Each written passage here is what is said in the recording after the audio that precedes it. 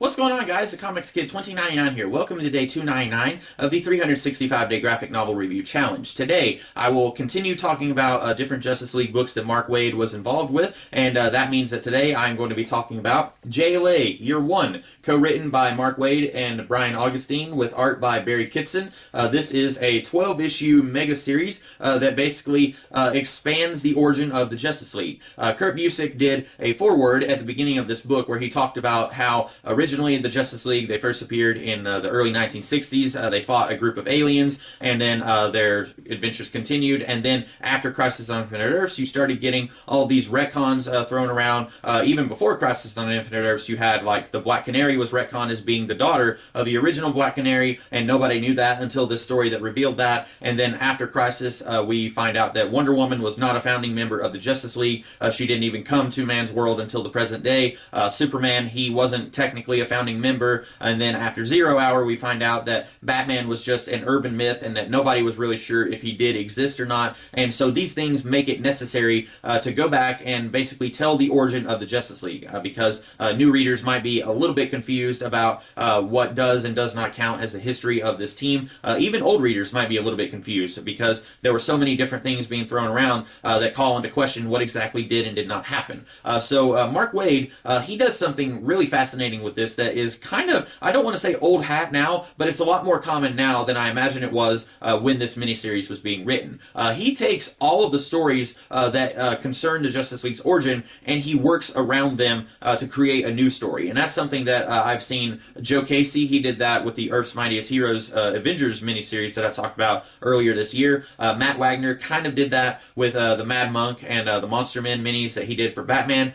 They are taking actual stories that happened before, and they're reworking them into the origin area for these characters. And Mark Waid is doing the same thing here. He was doing that before any of those guys did that. He's taking the actual story of the aliens from Appalax, and he's expanding it. He's adding new elements there. He's adding this secret organization. He's adding one of the characters of the DC Universe, kind of having them be a mastermind behind all of this. It's really good if you are a fan of the older stories, if you like the original Justice League origin story with these five elemental aliens from Appalax coming to Earth, then this uses all that stuff, but it also adds a lot of extra behind-the-scenes stuff that I guess wasn't there originally. Also, what I really like about this is that Mark Waid and Brian Augustine, they make these characters actual characters. If you go back to a Silver Age DC comic from, say, 1963, and you black out the artwork and you just look at the dialogue balloons, it would be very difficult to actually tell which character is speaking. Batman would sound just like the Flash or Green Lantern or Superman. They didn't really have their own distinct characteristics back then. It wasn't until the 1970s when characters started to sound unique and differentiated from each other. And then some of them, even then, weren't really as unique as some of the others were. But this actually gives every member of the League their own unique characteristic and personality, and you can tell this is the voice of Black Canary, this is the voice of the Flash or Aquaman, etc. Mark Waid and Brian Augustine do a really great job of turning them into actual characters. It's not a given that these guys are going to work everything out and become the superhero team of the 20th century. You can believe whenever you're reading this that these guys might just break up and go their separate ways because there's a lot of personality clashes going on here. And of course we know that that's not going to happen because the Justice League has this very long series of adventures that we know about, but when you're reading this, it does feel like these guys could just all go their separate ways because their personalities do feel that authentic, and that's really good. Also, you get to see a lot of, not necessarily clashes, but opposing personalities, sort of.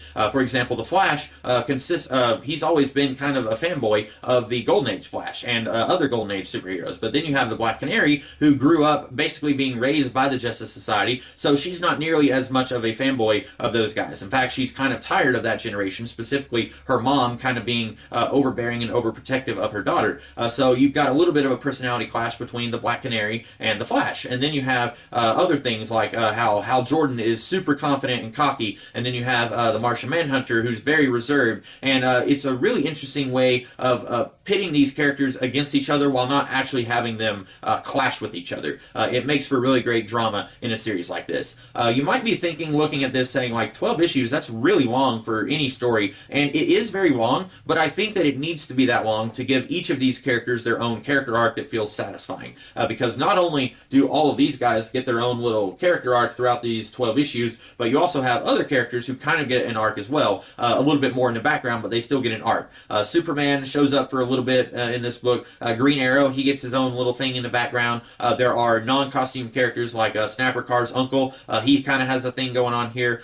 Snapper Carr is made a little bit more interesting. I won't say interesting, but his role is updated a little bit because Snapper Carr and other characters like him, the non-powered sidekick characters of the 1960s, unfortunately, they did not age very well over the years, so Snapper Carr doesn't really have much of a place in the DC Universe anymore, so Mark Waid and Brian Augustine are able to find a way to incorporate him into the League's early adventures and make it work. Anyway, I definitely enjoyed this book. It is very, very enjoyable. Take your time with it. Don't try and read it too fast. Really just sit down and absorb it. It's really fun. I highly recommend JLA Year One. I hope that you guys liked this video, and if you did, be sure to like, share, comment, and subscribe, and I will be back tomorrow with a different video. In the meantime, you guys have a great rest of the day. Catch you later.